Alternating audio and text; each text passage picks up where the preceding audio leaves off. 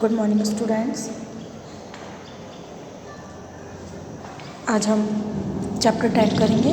Chapter 9 हमारा complete हो चुका है। चैप्टर 10 है प्रॉफिट एंड लॉस। प्रॉफिट मतलब लाभ, लॉस मतलब हानि। यानी कि हम मार्केट से कोई भी चीज़ लेते हैं और हम उसको बेचते हैं तो हमें कुछ प्रॉफिट होता है किसी चीज़ पर और किसी चीज़ पर हमें लॉस होता है। तो हम इस चैप्टर में प्रॉफिट और लॉस के बारे में पढ़ेंगे। प्रॉफिट मतलब लाभ हो गया, लॉस मतलब हानि हो गई। ये फॉर्मूले हैं दो, आपको ये फॉर्मूले याद करने हैं। इन्हीं दो फॉर्मूले से हमारा पूरा चैप्टर कंप्लीट होगा।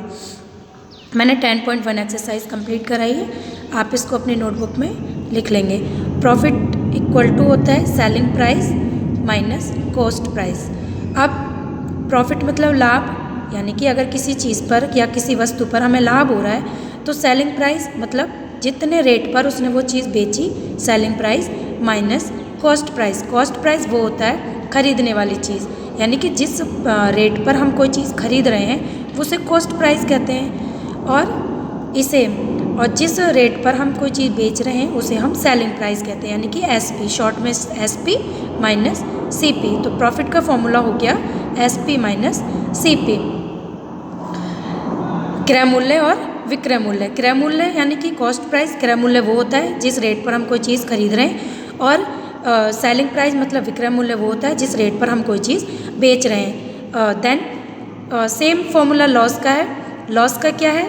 लॉस मतलब हानि। अगर हमें हानि हो रही है तो कॉस्ट प्राइस में से सेलिंग प्राइस माइनस कर देंगे, यानी कि CP minus selling price, SP हो गया।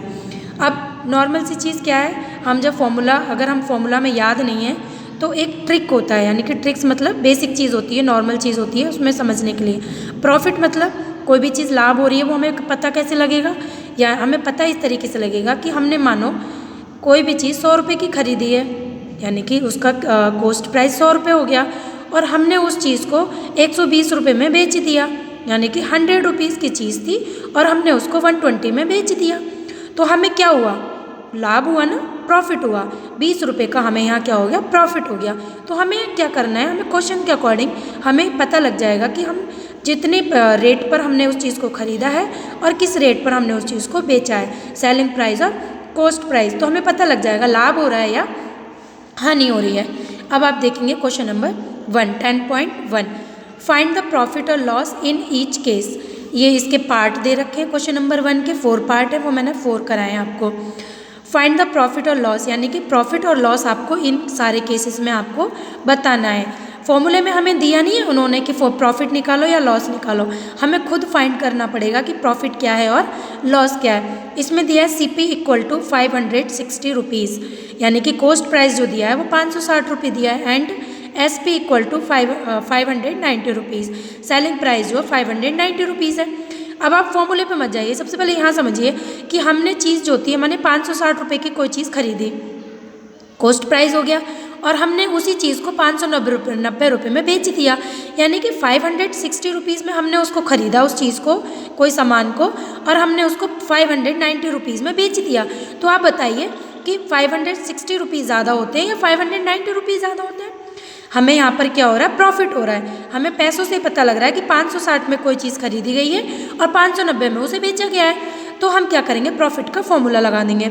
अभी हमने प्रॉफिट का फॉर्मूला पढ़ा था एसपी माइनस सीपी, या फिर ऐसे कर सकते, बड़ी संख्या में से छोटी संख्या घटाएंगे तो आप देख लेंगे बड़ी संख्या एसपी है माइनस छोटी संख्या सीपी हो गया, इज इक्वल टू, यानी कि 590 में से 560 जब हम लेस करेंगे तो कितना आएगा? 30 रुपीज़। इसका क्या हो गया?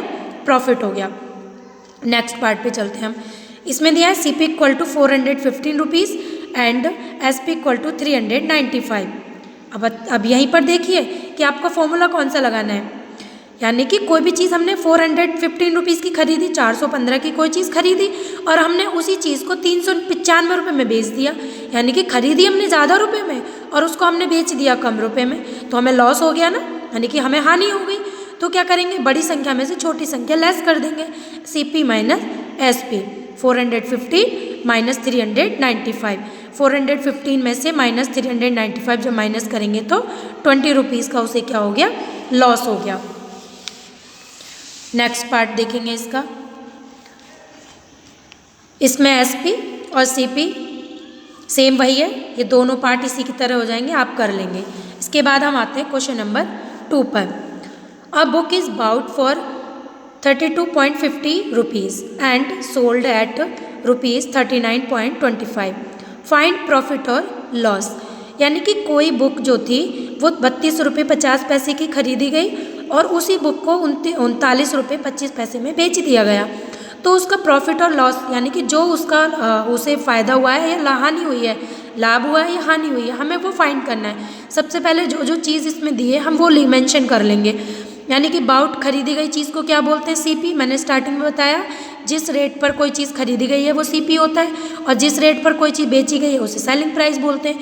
तो कॉस्ट प्राइस कितना हो गया? 32 रुपये 50 पैसे और सेलिंग प्राइस कितना हो गया? 39 रुपये 25 पैसे।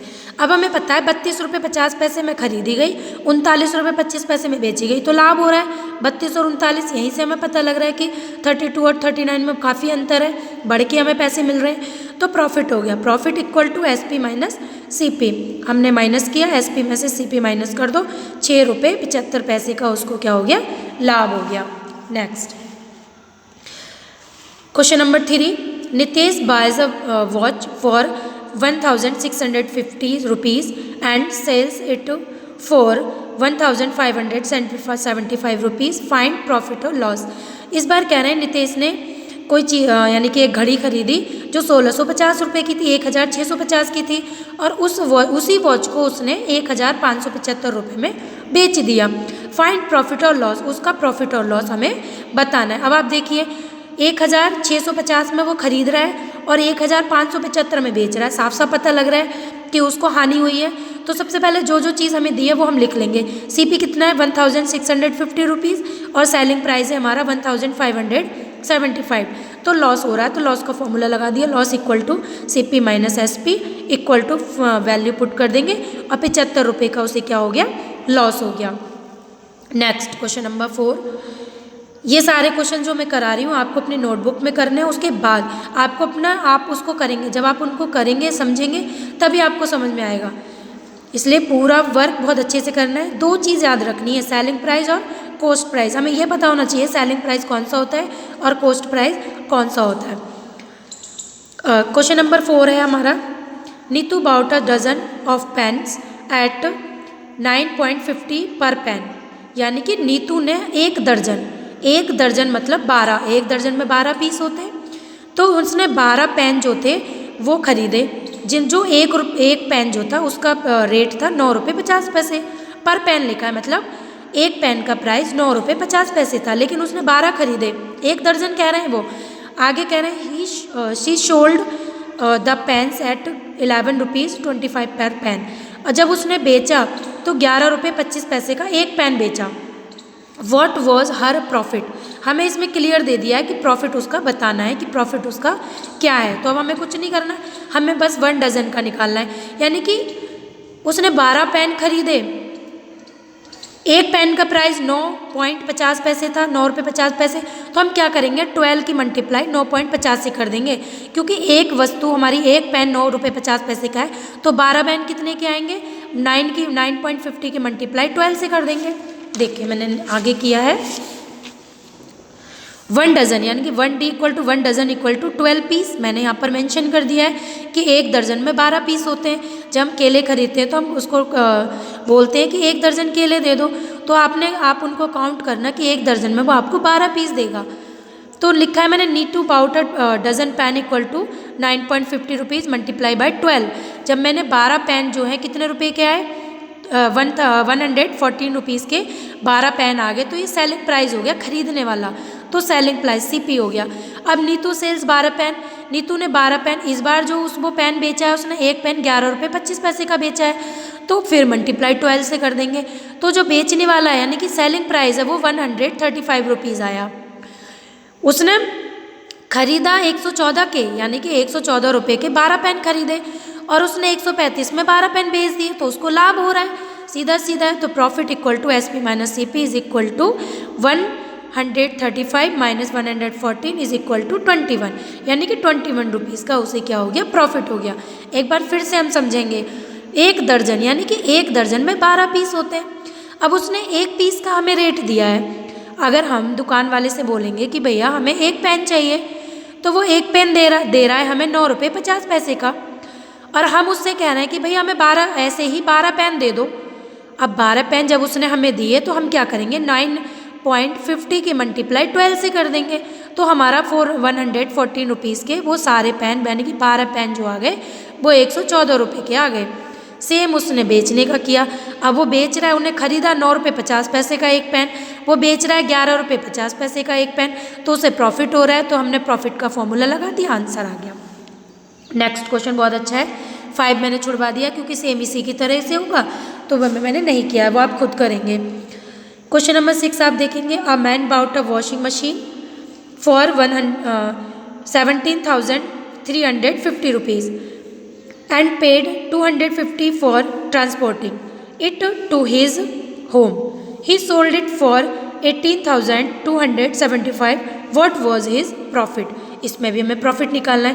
क्वेश्चन समझिए पहले क्या है। एक आदमी ने एक वॉशिंग मशीन खरीदी 17,350 की, और उसने 250 रुपये ट्रांसपोर्ट वाले को दिए। मतलब जो वॉशिंग मशीन दुकान से खरीद कर आई वो थी 17,350 की, और 250 रुपये उसने उसको दिए मतलब गाड़ी में वो सामान रख के मशीन को घर पे लेकर आया, तो 250 रुपये उसको दे दिए।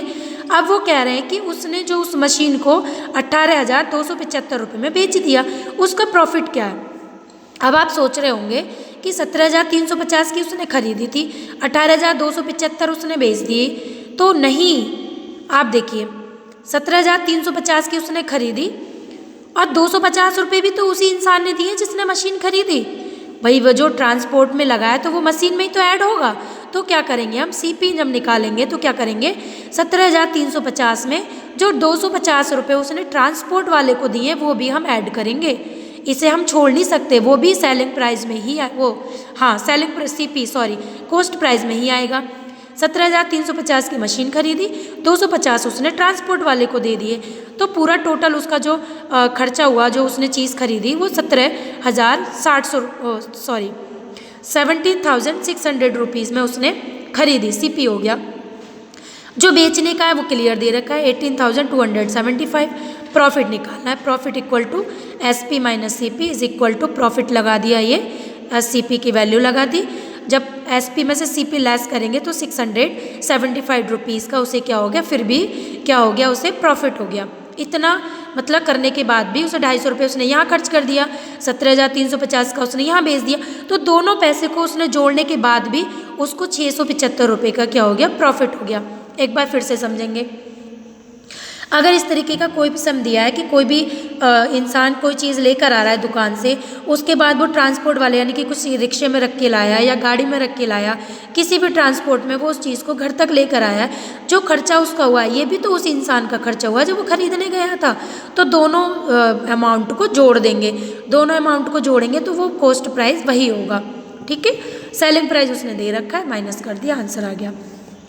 क्वेश्चन नंबर 8 है, A dealer buy a set of chair and desk for 3,540 rupees. Find his selling price with 10% profit. ये क्वेश्चन थोड़ा हटके था प्रॉफिट परसेंट का, तो मैंने 10% प्रॉफिट दे रखा, तो मैंने इसको भी आपको सॉल्व कर दिया। देखेंगे, एक डीलर ने एक सेट खरीदा जिसमें चेयर और डेस्क दोनों थी, तो दोनों का जो प्राइस था वो 3,540 रुपीज़ था। अब वो कह रहे हैं कि सेलिंग प्राइस, फाइंड ही सेलिंग प्राइस, यानी कि हमें उसका सेलिंग प्राइस फाइंड करना है। तो SP इक्वल टू मैंने क्वेश्चन मार्क लगा दिया, यानी कि सेलिंग प्राइस हमें निकालना है। प्रॉफिट कितना दिया, प्रॉफिट इक्वल टू 10%। हमें इस बार जो दिया है प्रॉफिट मतलब 10% में दे दिया, और जो 3,540 रुपीज़ है ये हमारा सेलिंग प्राइस है, यानी कि कॉस्ट प्राइस है, खरीदने वाला हो गया कॉस्ट प्राइस। सेलिंग प्राइस हमसे पूछा है, तो सबसे पहले क्या करेंगे, हम प्रॉफिट निकालेंगे। भाई SP निकालने के लिए फॉर्मूला क्या होता है, SP निकालने के लिए फॉर्मूला होता है प्रॉफिट प्लस CP, जो कि मैंने इस वाले फॉर्मूले से निकाला है। देखेंगे जरा, profit is equal to SP minus CP। इस वाले फॉर्मूले से मैंने SP का फॉर्मूला निकाल लिया। मैंने आपको क्लास में भी बताया कि फॉर्मूला रटने की ज़रूरत नहीं है, आपको फॉर्मूले से फॉर्मूला निकालना आना चाहिए। अब मैंने क्या किया, अब मैंने मैं आपको यहाँ पे SP का फॉर्मूला निकालती हूँ। देखिए SP is equal to profit. अब मैं ये वाली वैल्यू इधर ले ली, मैंने ये वाला इधर ले लिया, तो क्या करूँगी, प्रॉफिट प्लस CP। ये SP इधर आ गया इक्वल टू के इधर, और ये वाला इधर पहुंच गया तो प्लस में आ गया, प्रॉफिट प्लस CP। तो ये SP का फॉर्मूला आ गया। तो SP का फॉर्मूला होता है प्रॉफिट प्लस CP। अब हमें प्रॉफिट नहीं दिया है, हमें क्वेश्चन में उसने प्रॉफिट नहीं दिया है, हमें दिया है कि प्रॉफिट इक्वल टू 10% का हुआ। किस पे हुआ, कॉस्ट प्राइस पर। यानी कि जो हमने प्रॉफिट निकाला है, जो हमने प्रॉफिट परसेंट यानी कि 10% दिया, प्रॉफिट हुआ 10% का, उसे लाभ हुआ, तो 10% का लाभ इस पे इन पैसों पे हुआ, कॉस्ट प्राइस पर हुआ। तो हम क्या करेंगे, प्रॉफिट निकालेंगे, profit equal to CP multiply profit percent. अब आपको पता है कि प्रॉफिट इक्वल टू CP की वैल्यू लगा दी 3540 मल्टीप्लाई बाई 10, प्रॉफिट परसेंट 10, और परसेंट का साइन है इसलिए डिवाइड किससे कर दिया, 100 से। 2 जीरो से 2 जीरो मैंने कट कर दी, 354 रुपीज़ का उसे क्या हो गया, प्रॉफिट हो गया। अब हम फॉर्मूले में पुट कर देंगे, SP is equal to profit plus CP। प्रॉफिट आया 354 प्लस CP कितना है 3540 इज इक्वल टू, जब इन दोनों को ऐड करेंगे तो 3894, इसका क्या हो गया, SP आ गया। ये आपकी एक्सरसाइज कंप्लीट हो गई 10.1।